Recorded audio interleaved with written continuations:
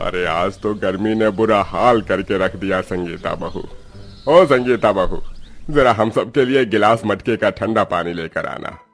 लाई बाबूजी। चूल्हे पर खाना बना रही संगीता उठती है और मटके से ठंडा पानी निकालने लगती है कि तभी ये क्या, कल शाम को मटके में पानी भर के रखा था, लेकिन ये तो बिल्कुल भी ठंडा नहीं हुआ, बल्कि गर्मी की वजह से मटके का पानी भी गर्म हो गया है। जिसके बाद संगीता को उस गर्म पानी को ही ले जाकर अपने सास ससुर और पति को देना पड़ता है। जैसे ही वो लोग उस पानी को पीते हैं, अरे बहू, तुझे मटके का ठंडा पानी लाने के लिए कहा था, ना कि गर्म पानी। ये गर्मी का कहर और ईंट की भट्टी के काम करके हम गर्मी से कम जूझ रहे हैं, जो तू हमें ये पानी पिला रही है। क्या करूं माँ जी, मैं तो मटके में पानी ठंडा होने के लिए ही रख कर आई थी, लेकिन सारा का सारा पानी गर्मी की वजह से गर्म हो गया। ये गर्मी ना हो गई हम गरीबों के लिए तो आजाब हो गया। न जाने ये गर्मी का मौसम आता ही क्यों है। अपने पति और सास ससुर की बात सुन संगीता को उनके लिए काफी बुरा लगता है, जिसके बाद वो सभी ना चाहते हुए भी उस गर्म पानी को पी लेते हैं। ऐसे ही शाम होती है और हर रोज की तरह संगीता अपने घर के आंगन में लगे पौधों को पानी दे रही होती है। संगीता के आंगन में ढेर सारे पौधे, घास थी। संगीता सबको पानी दे ही रही होती है कि तभी वो देखती है, ये क्या, इतनी गर्मी हो रही है, लेकिन फिर भी ये सारी घास और इसकी मिट्टी इतनी ठंडी है। अरे हाँ, जब मैं छोटी थी तो मेरी टीचर ने कहा था कि जमीन के अंदर की मिट्टी हमेशा ठंडी ही रहती है। अगर मैं इनकी मदद से पानी को ठंडा रख पाई तो मेरे परिवार वाले भी इस गर्मी में ठंडा पानी पी सकते हैं। संगीता आंगन से ढेर सारी मिट्टी उठाती है और फिर उसे अच्छे से गिलाकर मटके के चारों तरफ उस मिट्टी को लीप देती है। साथ ही साथ उसके ऊपर ढेर सारी घास लगाकर बाहर से पानी की छींटे मारकर अंदर पानी भर देती है और सिर्फ कुछ ही घंटे में मटके का पानी बिल्कुल फ्रिज के पानी जितना ठंडा हो जाता है। रात को खाने के बाद जैसे ही सभी लोग उस मटके का पानी पीते हैं, अरे बहू, तेरे जुगाड़ से तो सच में ये पानी ठंडा हो गया। अपने परिवार वालों को इतना खुश देख संगीता भी बहुत खुश होती है और ऐसे ही कुछ दिन गुजर जाते हैं। संगीता और सुमित्रा मिलकर एक दिन आंगन में कपड़े धो रही होती हैं। बहू, जरा जाकर हैंडपंप से एक बाल्टी पानी लेकर आना, कपड़े खंगालने हैं। संगीता जैसे ही हैंडपंप चलाकर पानी भरने लगती है तो उस हैंडपंप में से ठंडे पानी की जगह गर्म पानी निकलने लगता है, जिसे देख गर्मी की वजह से हैंडपंप से भी गर्म पानी आ रहा है। अब हम क्या करें? इतनी भयंकर गर्मी में दोनों सास बहू के लिए गर्म पानी में कपड़े धोना नामुमकिन था। इसके चलते अब दोनों सास बहू परेशान होने लगती हैं कि तभी संगीता के मन में एक और नया जुगाड़ आता है और वो जल्दी से 2-3 बोरी लेकर उसे गीला कर हैंडपंप पर बांध देती है। थोड़ी देर बाद संगीता जैसे ही हैंडपंप चलाती है तो उसके अंदर से ठंडा पानी आने लगता है। अरे वाह मेरी जुगाड़ू बहू, तूने तो इस हैंडपंप के पानी को भी ठंडा कर दिया, नजर न लगे मेरी जुगाड़ू बहू को।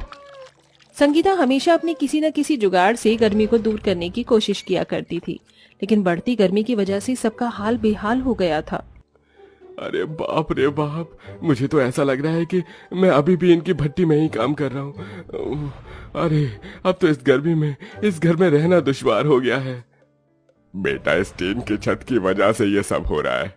सोचा था इस साल इस टीन की छत को हटवा कर और पत्थर की छत बनवाऊंगा, लेकिन पैसों की कमी के चलते इसे न कर सका।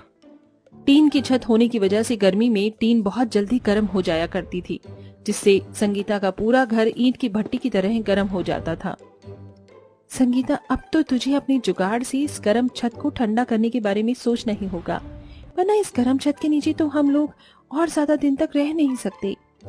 संगीता आंगन में बैठी बैठी इतना सोच ही रही होती है कि तभी उसकी नजर हैंडपंप पर जाती है, जिसको संगीता ने बोरे से बांध रखा था।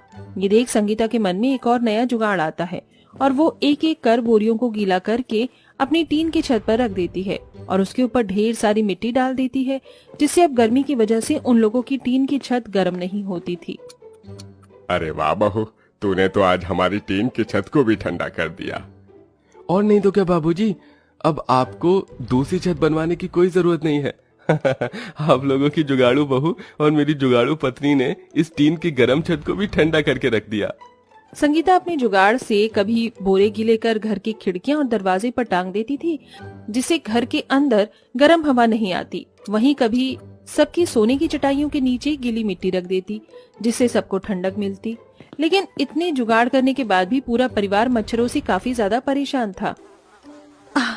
इन मच्छरों ने गर्मी में काट काट कर सारा खून पी ही लिया है। न जाने अब इन मच्छरों से गर्मी में कब राहत मिलेगी।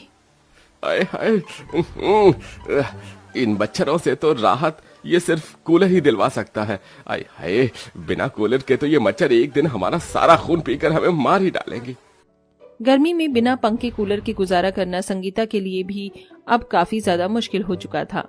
रोज रोज अपने परिवार को ऐसा परेशान होता देख अब संगीता एक बहुत बड़ा फैसला लेती है।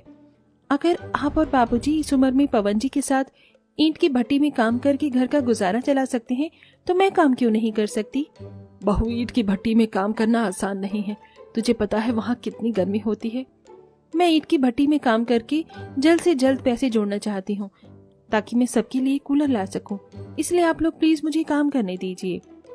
संगीता के बार बार जिद करने की वजह से सभी लोग उसे काम करने की इजाजत दे देते हैं, जिसके बाद अब संगीता भी अपने सास ससुर पति के साथ ईंट की भट्टी में जाकर काम करती है।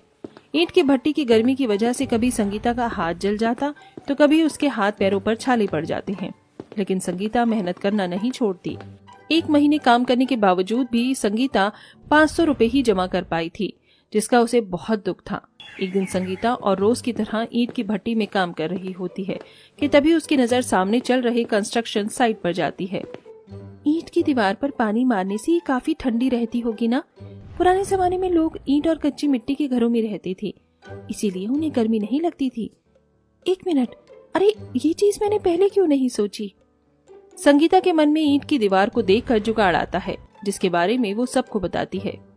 संगीता, तुम क्या कह रही हो? भला ऐसे कैसे हो सकता है? क्यों नहीं हो सकता?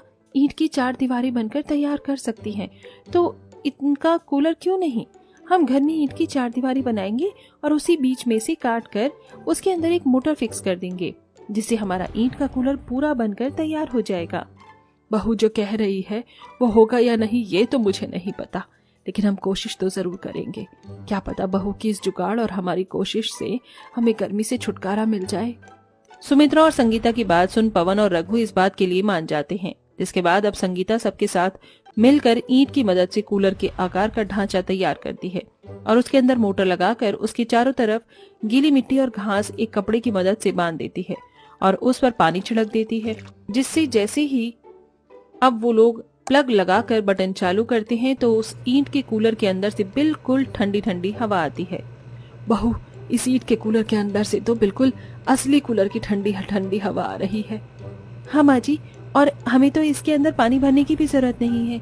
हम बस इसकी दीवारों को गीला कर देंगे और ये ठंडी हवा देंगी। आज तो सच में मेरी जुगाड़ू बहू ने कमाल कर दिया। मेरी तो भगवान से यही प्रार्थना है कि हर जन्म में मुझे तेरी जैसी जुगाड़ू बहू मिले। संगीता के ससुराल वाले उसके इस जुगाड़पंती के लिए काफी ज्यादा तारीफ करते हैं। इसी के साथ अब जब भी कोई संगीता के घर पर आता तो उसका बना हुआ जुगाड़ का ईंट का कूलर देखकर हैरान रह जाता। संगीता बहू, तेरा ईंट का कूलर तो सच में काफी ज्यादा बढ़िया है।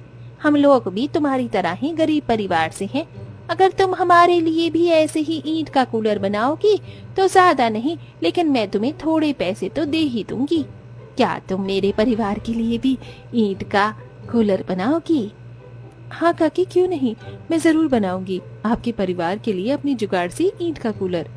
आस पड़ोस में रह रहे लोगों को जैसे ही संगीता के जुगाड़ से बनाए हुए ईंट के कूलर के बारे में पता चलता है तो वो भी संगीता से अपने घर में ईंट का कूलर बनवा देते हैं, जिससे उन्हें गर्मी से राहत मिलती है। वहीं संगीता की भी अच्छी खासी कमाई हो जाती है और ऐसे ही अपने जुगाड़पन से संगीता अपने ससुराल वालों के साथ हंसी खुशी रहती है।